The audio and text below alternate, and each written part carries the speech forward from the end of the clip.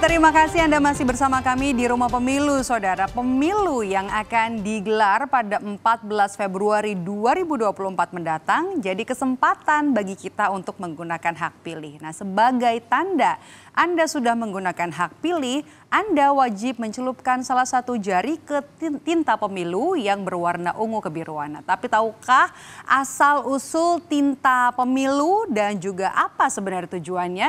Berikut kita simak penjelasan dari jurnalis Kompas TV Desi Fiftina dalam Kamus Pemilu berikut ini.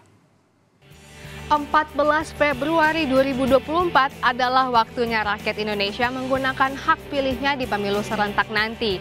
Seperti pada pemilu-pemilu sebelumnya, setelah nyoblos kita wajib mencelupkan salah satu jari ke tinta pemilu berwarna ungu kebiruan.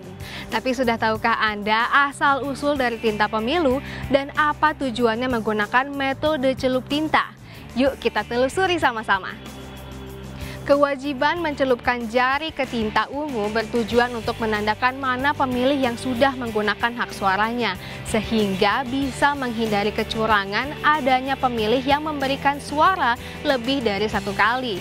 Nah, metode celup tinta dipelopori India pada pemilu ketiga di tahun 1962. Hal ini dilakukan setelah India mengalami masalah serius terkait pencurian identitas pada pemilu sebelumnya.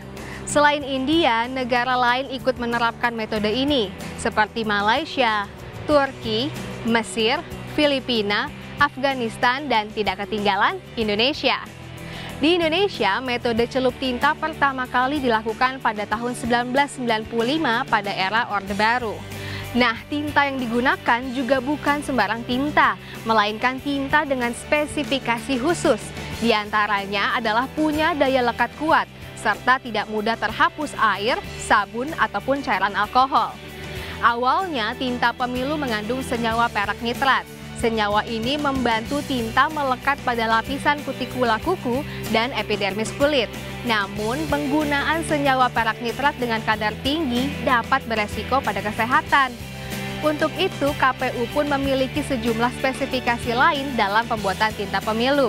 Seperti bahan dasar yang digunakan bisa berasal dari bahan sintetis atau kimiawi dan juga bahan alami.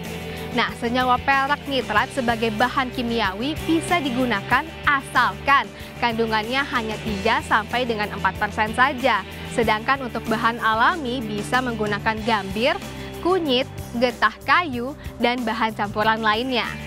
Tentunya komposisi bahan baku yang digunakan harus memiliki sertifikasi uji laboratorium terakreditasi milik pemerintah, perguruan tinggi negeri atau swasta.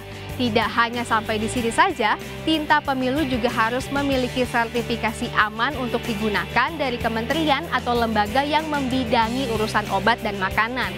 Terakhir, tinta harus memiliki sertifikasi halal. Nah, jadi sudah tahu ya tujuan dari metode celup tinta dan bagaimana spesifikasi tinta pemilu yang digunakan.